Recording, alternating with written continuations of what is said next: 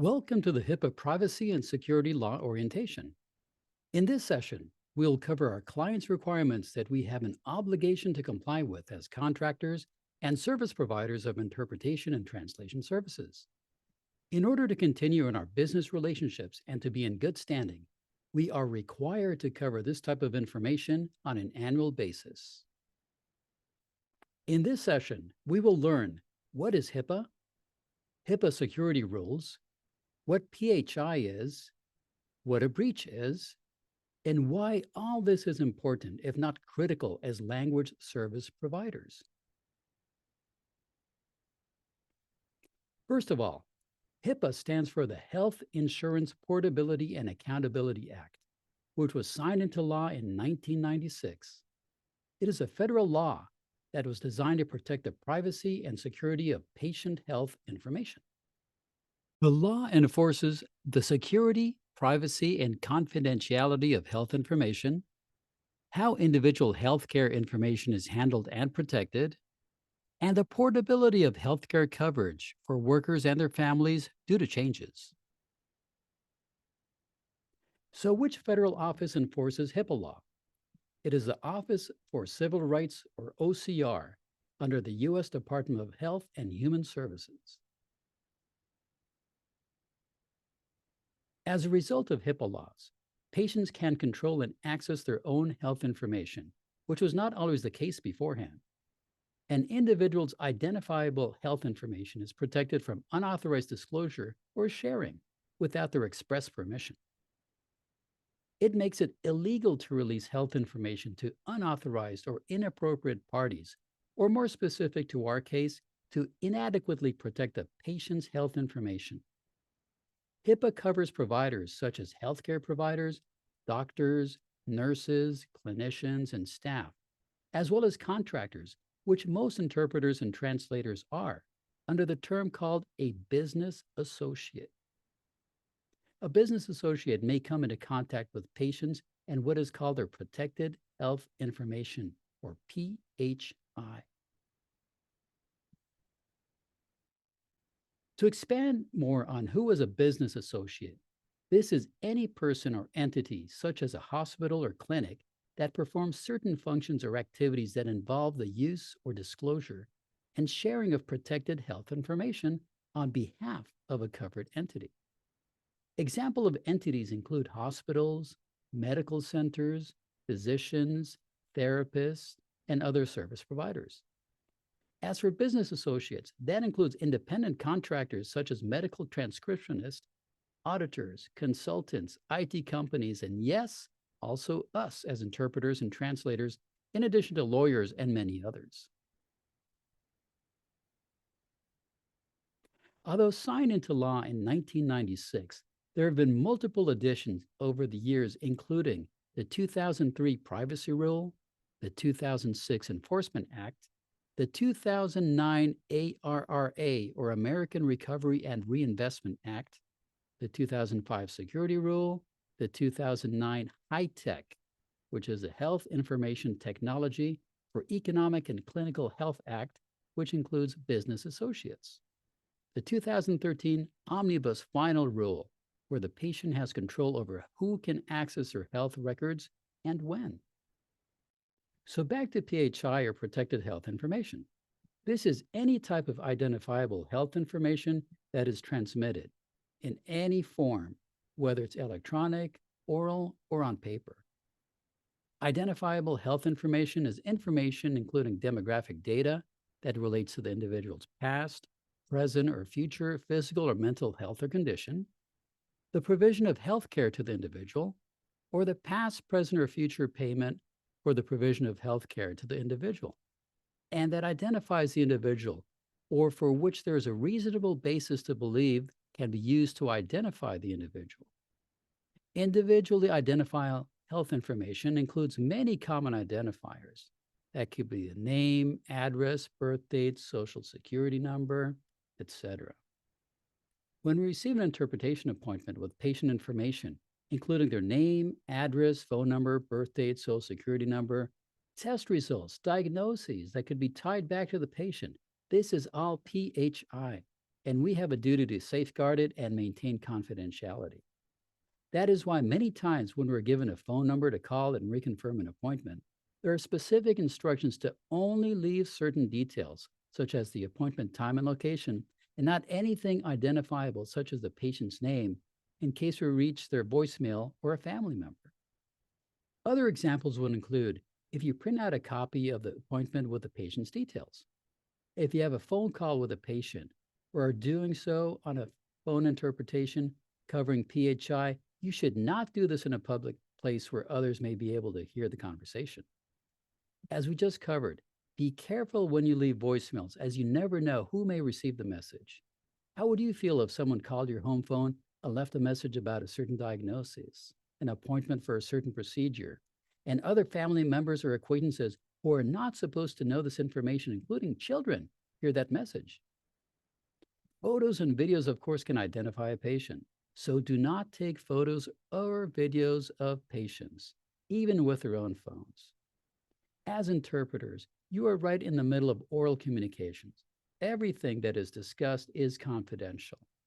Faxes, emails, posts to social media on the internet are not places where you want to discuss or post about the medical experience of others. Even your handwritten notes must be carefully handled. In fact, if you do write any PHI information down during the course of an appointment, this information must be disposed of properly, such as shredding it or blotting it out. Many clinics and offices do have a shredder, and they're more than happy to shred any information that you have. Never leave your interpreter notebook in an unsafe place where others may have access to it. If you're working on translations, make sure that your computer has a password and or delete the files and emails that may contain PHI. To put it more clearly, privacy rules require that covered entities make reasonable efforts to use, disclose, and request only the minimum amount of PHI for the intended purpose of the use, disclosure, or request. For example, to treat a patient. You may have also helped patients understand their rights under HIPAA, especially when you're registering them as a new patient.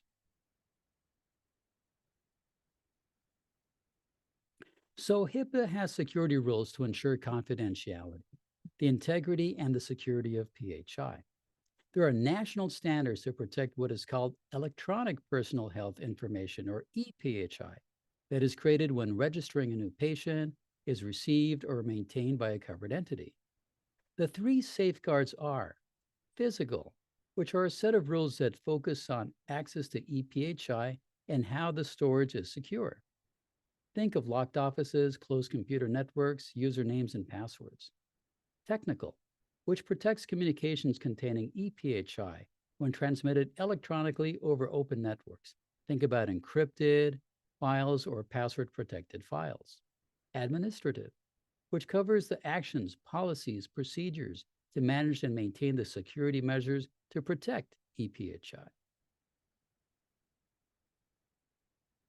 So as mentioned before, PHI should be handled and transmitted with the utmost of care. After legitimate use, you must make it unreadable, unusable, or undecipherable so unauthorized people cannot use it. So think about shredding your notes, that printed appointment details, deleting that text or email, or even that screenshot that someone may have sent you sharing details about an appointment. Delete that email. You do not want this information to fall into the wrong hands or be read or be copied. Have you ever seen a redacted document with dark ink covering certain sections? A heavy-duty black permanent marker can be used until you can shred your notes or printed documents. Encryption, including the use of passwords on your phone, computer, tablet, files, your calendar functions, where you have your appointment listing PHI, are other ways to safeguard PHI information if you have it. So why is this so important? In 2 words, identity theft. We are all at risk of having our identity and private information stolen. The healthcare industry is a prime target because there is a great deal of information in medical files. Not only can PHI be used for financial fraud, to open bank accounts and credit cards under another person's name, with their date of birth, social security number, address, etc., But insurance coverage information can also be used for fraudulent purposes. Imagine getting a bill for thousands of dollars for a medical procedure that you did not receive. According to the U.S. Office for Civil Rights, there are hundreds of data breaches a year, and millions of records have been stolen from well known entities and providers, affecting millions of records and millions of people. So the healthcare sector is a very common target. To reiterate, medical identity theft victims could be surprised by maxed out insurance limits, be charged for copays and deductibles that were not their responsibility. They may face increased premiums for coverage. They may also have incorrect medical information linked to their own health record, have serious problems obtaining future insurance and medical coverage if the identity thief has certain diagnoses that become part of their record. All in addition to the time, the stress, and the aggravation to straighten everything out. As interpreters, translators, and business associates, we have a huge responsibility, not only for proper communication, but for proper protection and prevention. You may have heard or seen this on the news, but there are frequent reports of breaches to PHI. And what is a PHI breach?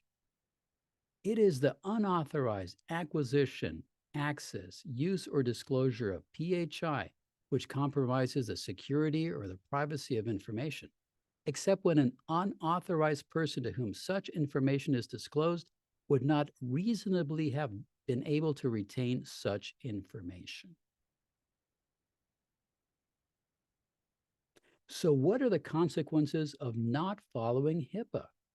Financial penalties ranging from hundreds to millions of dollars, depending on the level of culpability, oversight, negligence, and failure to implement or correct deficiencies. After a breach, it is common for multiple lawsuits to be filed and settlements reach into the millions of dollars. In some cases, violations may also be considered felonies, so not only could this be a civil matter, but a criminal one as well.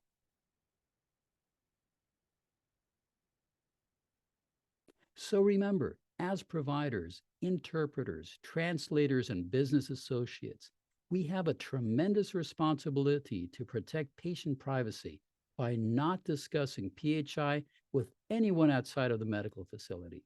This even includes your employer, friends, or family members at home. Even in a waiting room, and a family member of the patient who was not in the consultation ask us what would seem like a simple question to answer, such as, how did it go?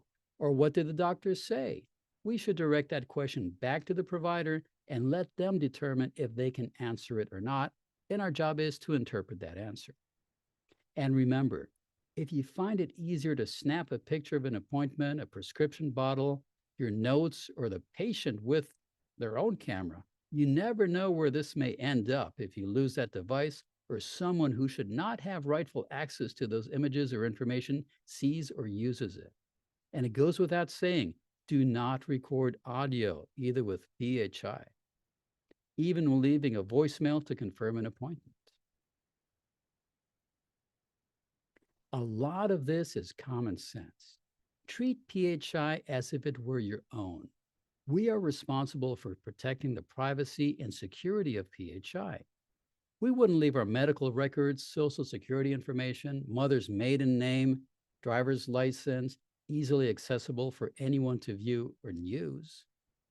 We are responsible not only for proper communication, but for protection and prevention, and must take this obligation very seriously.